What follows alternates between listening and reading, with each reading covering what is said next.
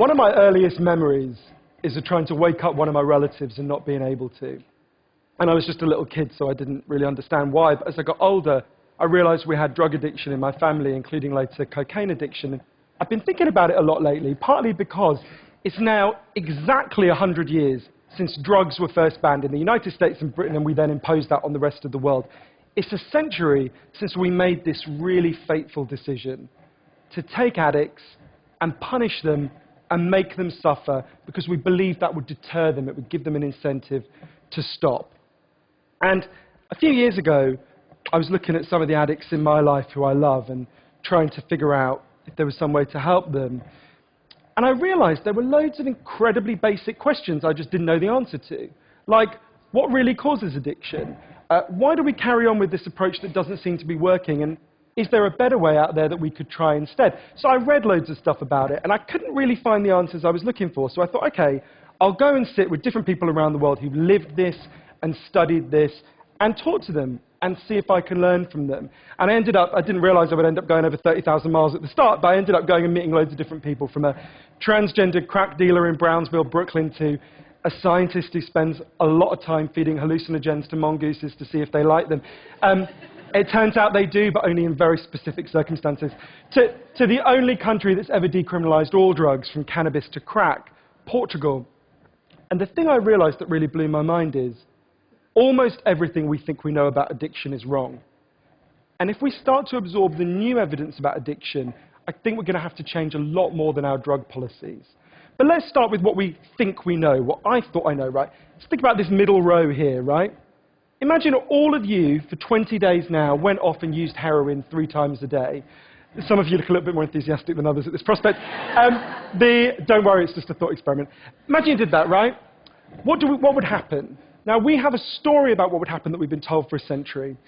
We think because there are chemical hooks in heroin, as you took it for a while, your body would become dependent on those hooks, you'd start to physically need them, and at the end of those 20 days, you'd all be heroin addicts, right?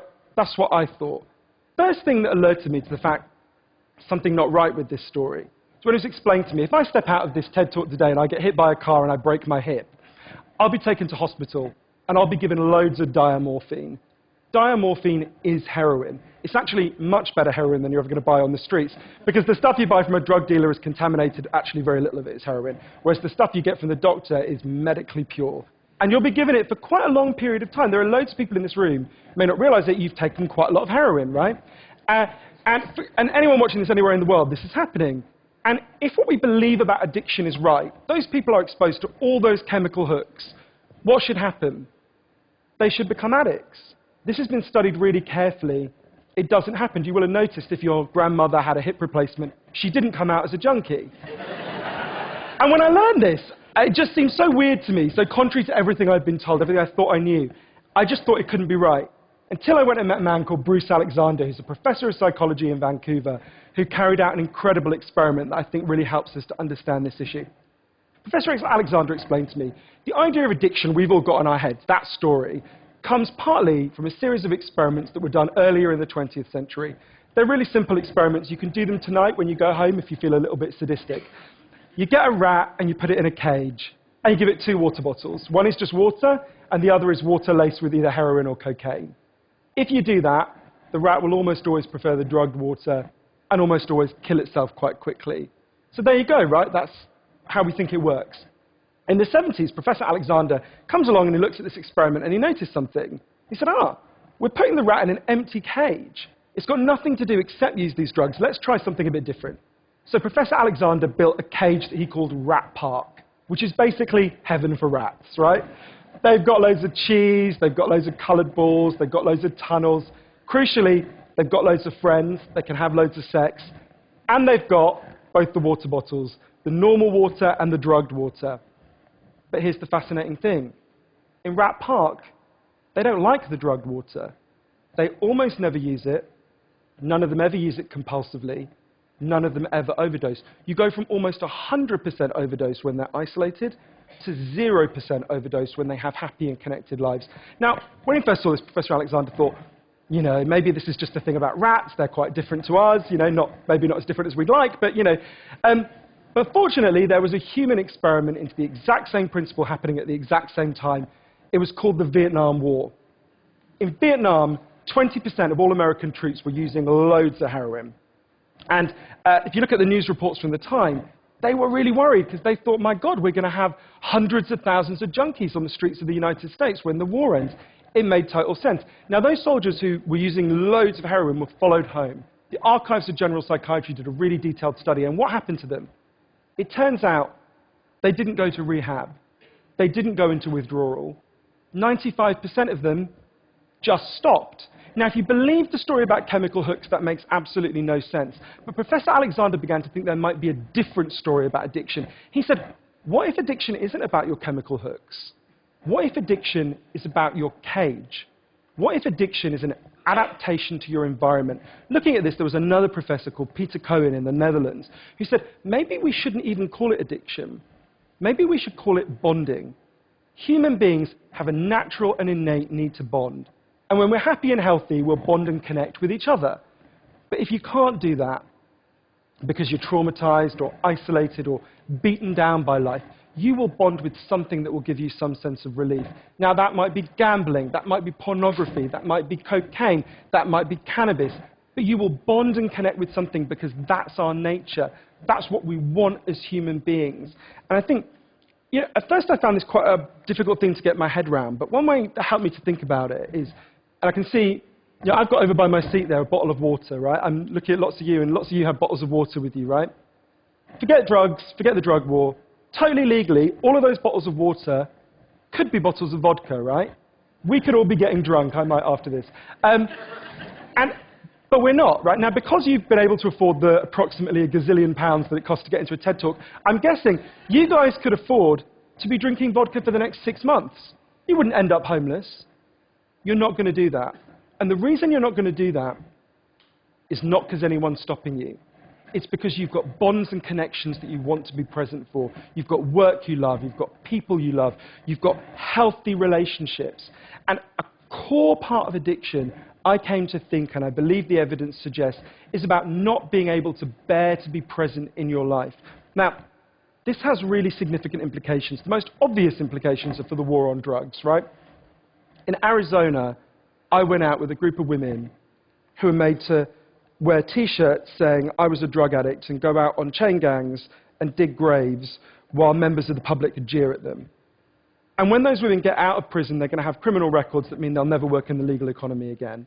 Now, that's a very extreme example, obviously, in the case of the chain gang, but actually almost everywhere in the world we treat addicts to some degree like that. We punish them, we shame them, we give them criminal records, we put barriers between them reconnecting.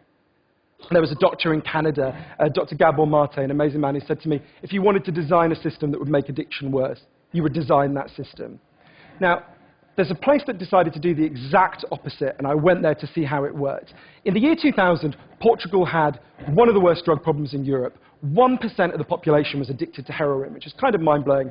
And every year, they tried the American way more and more. They punished people and stigmatized them and shamed them more. And every year, the problem got worse. And one day, the Prime Minister and the leader of the opposition got together and basically said, look, we can't go on with a country where we're having ever more people becoming heroin addicts. Let's set up a panel of scientists and doctors to figure out what would genuinely solve the problem. And they set up a panel led by an amazing man called Dr. João Goulão to look at all this new evidence. And they came back and they said, decriminalize all drugs, from cannabis to crack. But, and this is the crucial next step, take all the money we used to spend on cutting addicts off, on disconnecting them, and spend it instead on reconnecting them with the society. And that's not, essentially, that's not really what we think of. What they did wasn't really what we think of as drug treatment in the United States and Britain. So they do residential rehab, they do psychological therapy that does have some value. But the biggest thing they did was the complete opposite of what we do. A massive program of job creation for addicts and microloans for addicts to set up small businesses. So say you used to be a mechanic. When you're ready, they go to a garage and they'll say, if you employ this guy for a year, we'll pay half his wages. The goal was to make sure that every addict in Portugal had something to get out of bed for in the morning. And when I went and met the addicts in Portugal, it was fascinating. What they said is, as they rediscovered purpose, they rediscovered bonds and relationships with the wider society. It'll be 15 years this year since that experiment began, and the results are in. injecting drug use is down in Portugal, according to the British Journal of Criminology, by 50%, 50%. Overdose is massively down. HIV is massively down among addicts.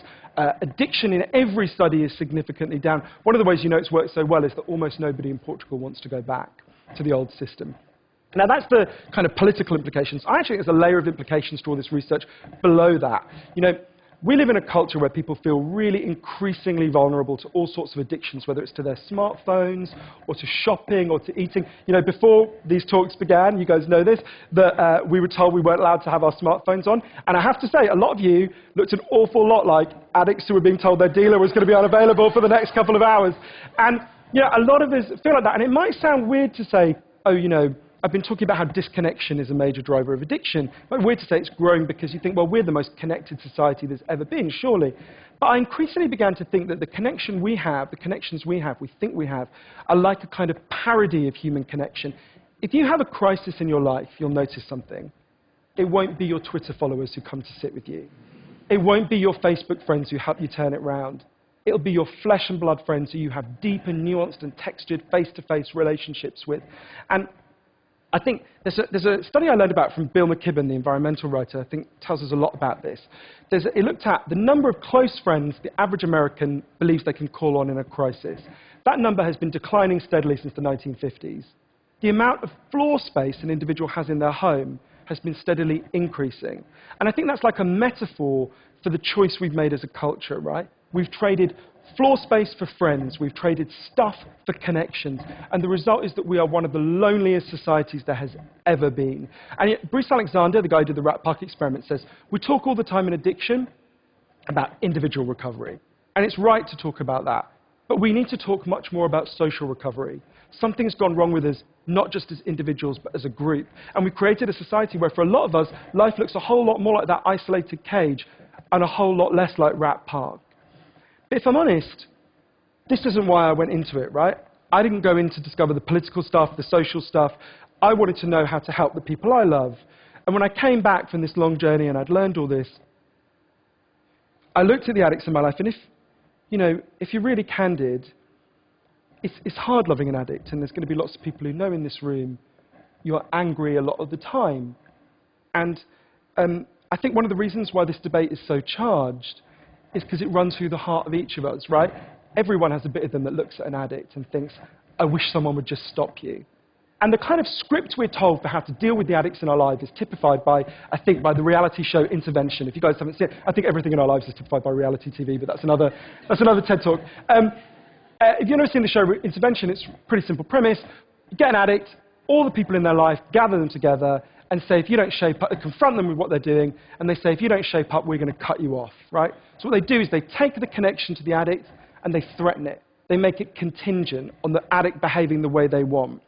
And I began to see why that approach doesn't work.